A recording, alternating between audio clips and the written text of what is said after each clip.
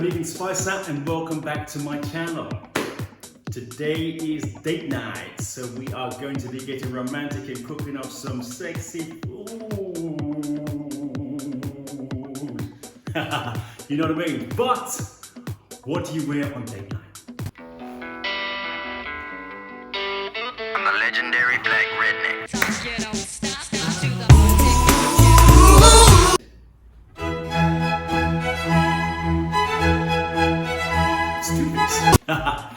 Methinks I'll stick to my t-shirt and let my cooking do the talking.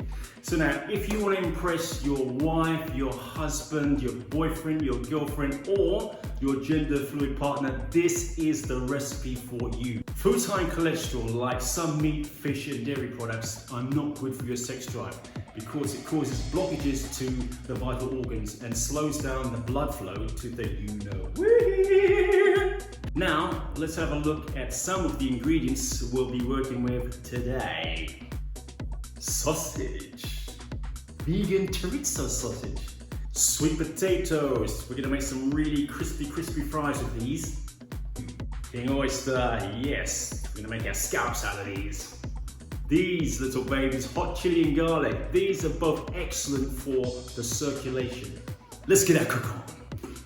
So let's chop our lovely, beautiful king oysters into nice scallop-like shapes. So maybe let's look at, say, 1 inch wide, 1 inch thick. There you go. So look at that. So if we keep them all sort of very similar, I'm going to just go a little bit here. So I want them all to have symmetry. Symmetry is the word I'm after. Look at that. Look at that thickness.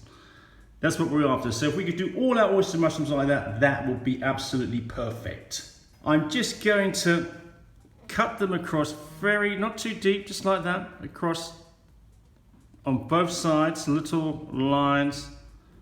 And when we actually fry them, they'll look fantastic. When we actually sear the mushrooms, then they'll take on the look of scallop. So all I'm doing is one line there, one line there, one line there, one line there on both sides.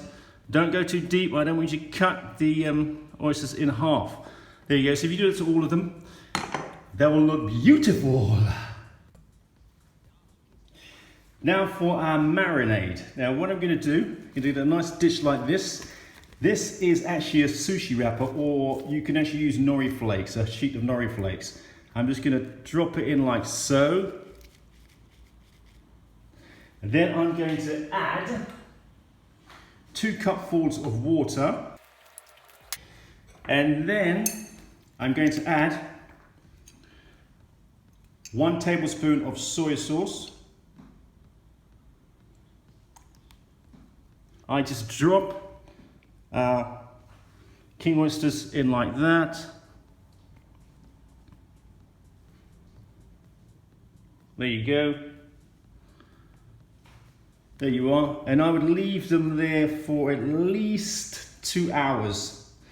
And I would turn them every 30 minutes. So I'll see you in 2 hours. Okay, let's make some chips. To prepare our sweet potatoes for baking, we're first going to need to get a lovely dish like this in front of me and add 3 tablespoons of potato starch. You can also use cornstarch if you don't have any potato starch. Okay, half a teaspoon of salt. Give that a little swirly, whirly, whirly. In a separate dish, we're going to add 4 tablespoons of olive oil. I love olive oil. It's so good for the skin. Now we're going to paste our washed, these have all been washed lovely, our washed peeled sweet potatoes into our potato starch. Give the big mix up there, get it in there so it's all coated all over. A nice generous coating of our potato starch. And remember, as I said, we can also use cornstarch. Okay, so that's, as you can see, it's lovely and coated. We're going to take those out and drop them in to the olive oil and give that, also make sure that's also got a lovely coat on it. This, when you bake them, will make them lovely and crispy. So here we have our baking tray, which I have covered the surface in tin foil. And what I'm going to do is sprinkle a little bit of olive oil down here.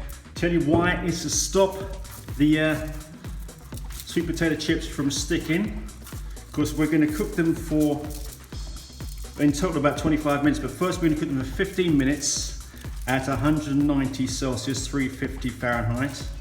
For 15 minutes, and then we're going to turn them over. And if you don't put enough oil down when you go to turn them over, they'll stick. So let's pop these guys in and separate them.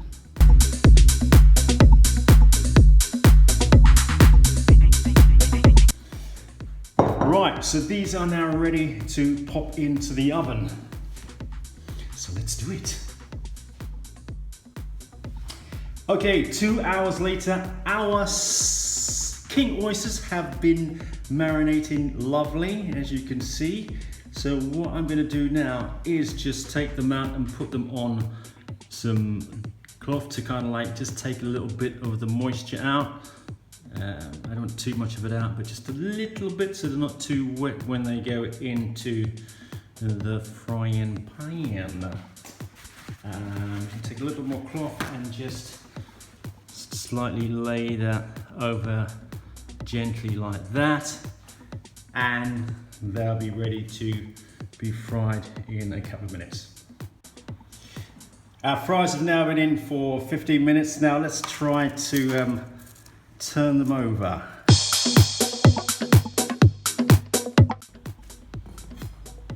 Okay, let's get to work on our sausage.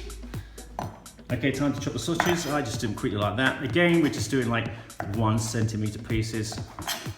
There you go.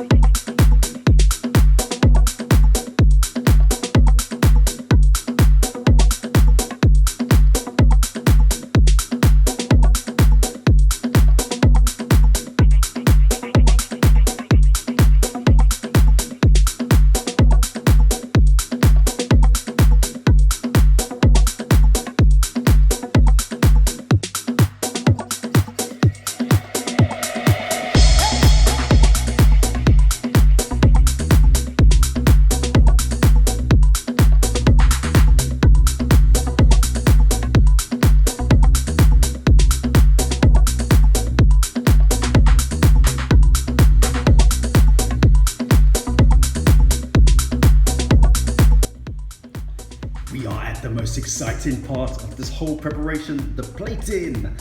Now what I usually do is just you can either serve the chips if you want in a nice little bowl like that. That was pretty cool, isn't it, on the side there with the king oysters and the chorizo and everything else just in the middle there. But I prefer to do it like this.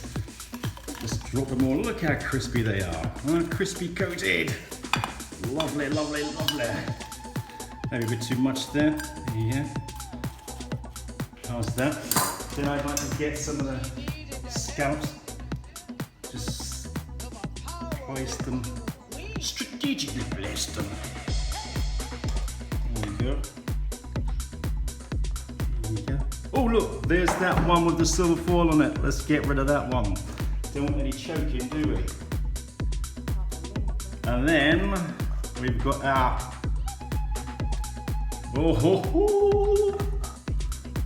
our chorizo on top of that, with our sun-dried tomatoes. And what I like to do then is to get maybe some parsley and just sprinkle around like that.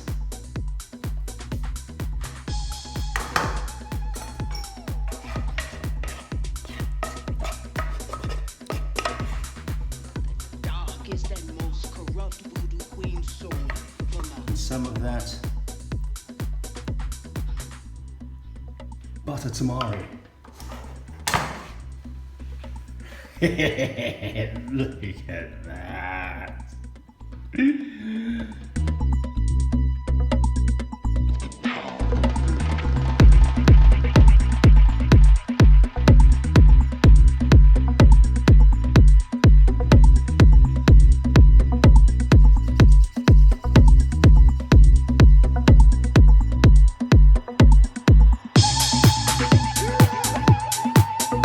Hi all, look, I've made this dinner so many times for the wife. It's one of her absolute favorites and always puts a smile on her face because she knows what's coming next. Yeah. What's coming next is a watermelon Granita. Now this drink is a great drink to give to your guests when they first arrive for dinner. It's tasty and it's so easy to make. All you need is half a watermelon with the seeds taken out, 3 tablespoons of agave nectar, the juice of 2 limes. Now put that all in a food processor or blender, mix it all out for about 30 seconds, then put it into a baking pan or whatever, a little baking pan like this here, and put it back in the freezer for about 3 hours. Take it out, and then use the back of a fork to get that kind of texture out, that kind of frozen icy texture like that. Then drop in maybe a shot or 2 of champagne, and then you have a lovely watermelon Granita. Lovely. So please remember to like and subscribe to my channel. I would really appreciate it. Also, if you've got any comments, please do leave them, whether they're funny, whether they're not funny, sarcasm, or whether they're sarcasm. So yeah, let's engage, And I'll see you next time. I am the Vegan Spicer.